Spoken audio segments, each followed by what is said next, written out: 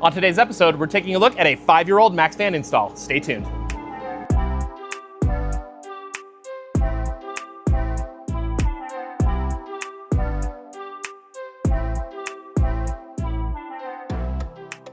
everybody, Matt here for AVC and welcome back to the shop.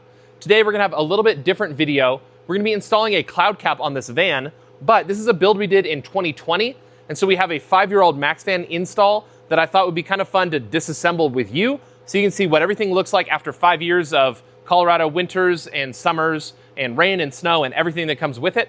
Some of it's gonna be just kind of a nice educational piece. Some of it is gonna give you a little bit more confidence with your fan install, because I think what you're gonna see today is gonna be just fine. Just needs a little bit of upkeep and maintenance, which is an important thing for you to do at home. So let's go ahead and pull this fan out and take a look at what's up. So in preparation for the video, we did take the ceiling down inside, disconnected the wires, everything like that. And we just power washed the roof of this van. So that is one thing. Maybe it's a good idea to come up on your roof and take a look at things. Obviously this one gets parked underneath an aspen tree or something, because a lot of these seeds are pretty glued onto the roof here. Even with our pressure washer, we couldn't quite get all the bits off. So we'll try to do the best job we can with cleaning this stuff up before we get this CloudCap on, but something to kind of take a look at least get up on your roof a couple times a year and see what's going on. Okay. All right. So if we pull our MaxxFan off, we can see our Dicor lap seal that is now 5 years old has started to crack and separate. So I do recommend folks come up on your roof, check your seals out at least once a year. And the best thing to do is check it, kind of at the start of winter and at the end of winter, start of your spring season. We wouldn't want cracks like this with snow and ice building up on top, because that water is gonna find a way into them.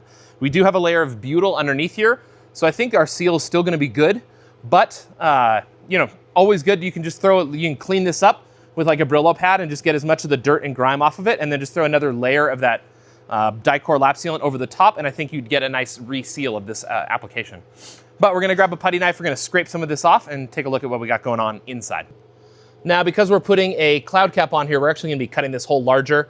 So if I do scrape up the paint a little bit, I'm not as worried about it. I can be a little bit more aggressive than I normally would be if we were just doing like a maintenance repair or something like that. So just keep that into consideration if you see me going a little bit harder than you would wanna go. It's because we're gonna cut away a lot of this metal anyway.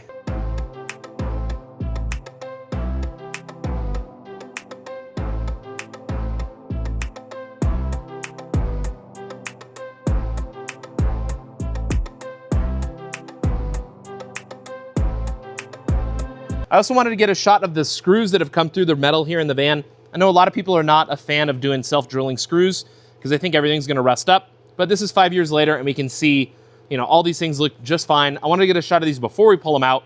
That way, once we pull all these screws out, we can take another look at these holes and see if they're rusty a little bit on the inside. I have the lap seal cut away from the top of this flange, so we have all the screws exposed now. And it's just kind of nice to take a look and see how everything is. So I actually can see a couple of these screws are not fully seated all the way down. And that's probably because the butyl has compressed over time. And it's just, as it got hot in the summer, things squeezed together a little bit more. Could be just settling over time, or even, some weight, but I can see this one here, I can kind of move it with my hand. So it's not the tightest, but this thing is totally glued down. I think we're gonna pull all these screws out, and I think you'll see that I can't even remove this once the screws are out. So let's go ahead and pull them out and take a look.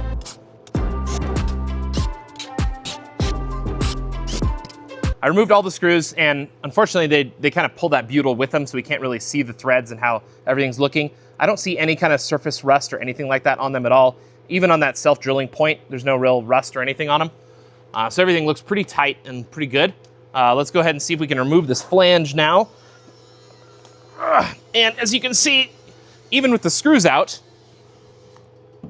this is not coming out of here very easily. I think it's something you need to keep in mind as you're putting this thing down. A lot of people worry about through bolting this and all that kind of thing. And, those adhesives do a really good job.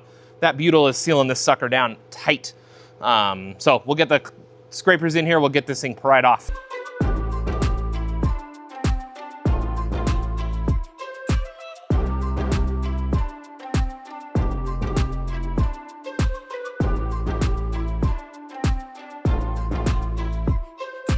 So we can see here, after 5 years, that butyl is still plenty malleable, really sticky still, and it's holding everything down.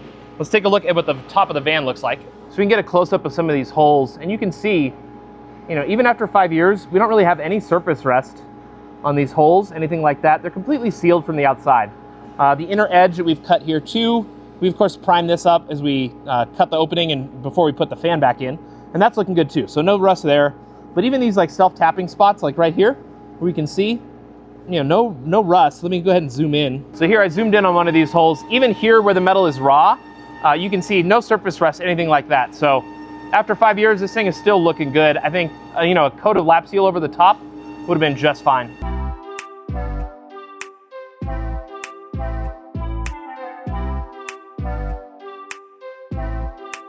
Well, that is it for today's episode. You know, after looking at everything, now that we've pulled all the goo and gunk and everything like that off of here, I would say this install was actually pretty good, and I don't think you really need to change anything. I think butyl and lap sealant and self-drilling screws are a recipe for success, and you're gonna be fine with that type of install. If you are interested in installing your own MaxxFan in your van, we do have a video for that, or actually a couple of videos for that, and we'll link them in the description below. If you have questions about what we looked at today, or you have comments about these stupid fans and maybe how to not get them to rattle, let us know in the comments. We'd love to hear from you. Of course, don't forget to like and subscribe, and we'll see you on the next episode.